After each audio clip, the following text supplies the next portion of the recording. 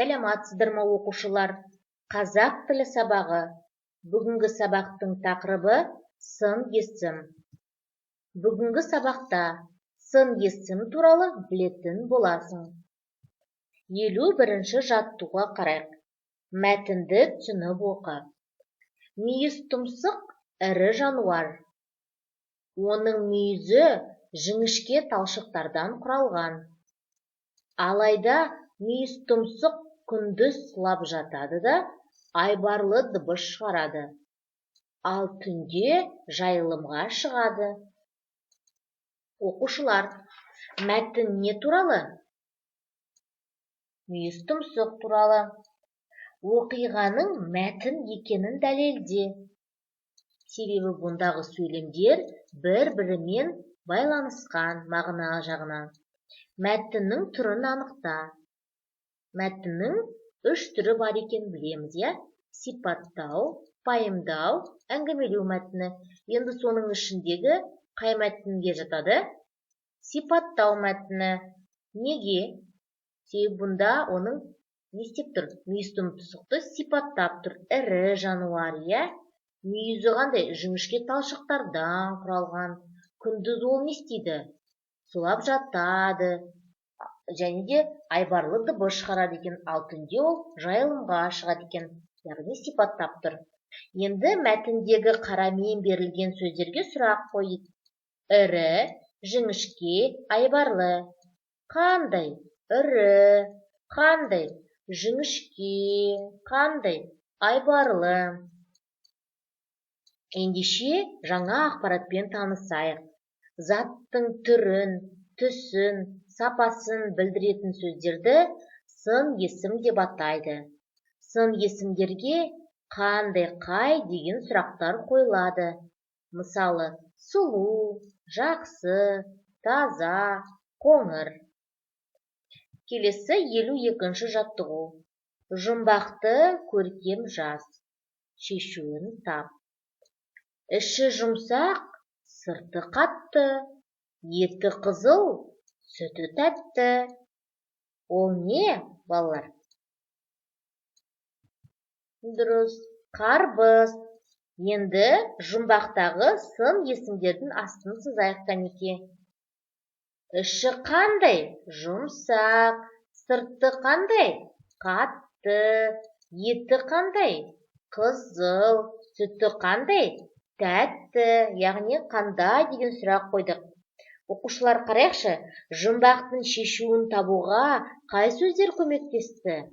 Дұрыс айтасыңдар, міне сын есімдер бізге көмектесті. Яғни жұмсақ, қатты екенін, қызыл, тәтті екені арқылы біз білдік.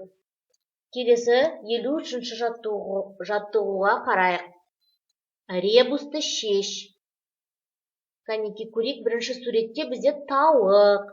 Тауық деген сөздің соңғы 3 әрпін алып тастаймыз. Та қалады. Келесі қаз. Басындағы 2 әріп тастаймыз. Сонда з қалады. Таз және алма. Алма деген сөздің соңғы 3 әрпін алып тастаймыз. А қалады. Сонда қандай сөз шығады? Таза. Таза деген сөзге сұрақ қояқшы. Қандай? Таза. Ол бізге қандай сөз табына жатады? Сын есімге жатады. Енді осы шешуіндегі сөзді қатыстырып, сөйлем құрайық кәнеке. Таза деген сөзбен. Кәнеке менің сөйлеміме назар аударайық. Қоршаған ортаны лас қылмай, таза ұстайық. Менде яғни таза деген сөзді сөйлемге қатыстырып отырмын. Келесі жаттығу 54-ші жаттығу. Жаңылтпашты қатесін түзеп, көшіріп жаз. Үшкір тұмсық, сұр шымшық, сордан ұшты, құрт шымшып. Енді қатесін түзеп жазамыз. Үшкір тұмсық, яғни қараңыздар, мұнда тұмсық, сұр шымшық, сордан ұшты, құрт деп тұр, көрдіңіз, қате, яғни құрт шымшып. Енді осы жаңылтпаштан сын есімдерді табайық. Кәнеке. Үшкір, қандай тұмсық? Үшкір тұмсық. Қандай шымшық? Сұр шымшық. Яғни бұндағы сын есімдер үшкір, және сұр. Келесі суреттерге қара. Сол бойынша қандай оқиға болғанын әңгімеле дейді. Кәнеки суреттерге қарайықшы, не көріп тұрмыз суретте? Аю және оның баласы қонжық берілген екен, я? Су, я? Енді өздеріңіз кәнеки осы бойынша оқиғаны әңгімелеп беріңіздер. Қандай оқиға болды деп ойлайсыздар?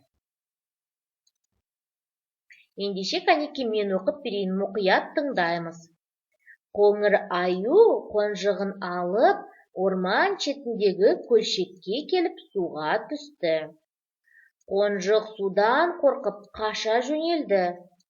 Қоңыр аю қашқан қонжығын ұстап алып, тістеп әкеліп, суға түсіріп жіберді.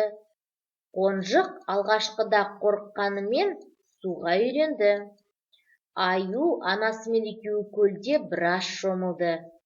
Шомылып болған соң, жағаға шыққан қонжық, аю анасының құшағына кіріп демалды. Бүгінгі күн қонжық үшін көлмен, сумен танысу күні болды. Осымен оқушылар, бүгінгі біздің сабағымыз аяқталды. Сау болыңыздар.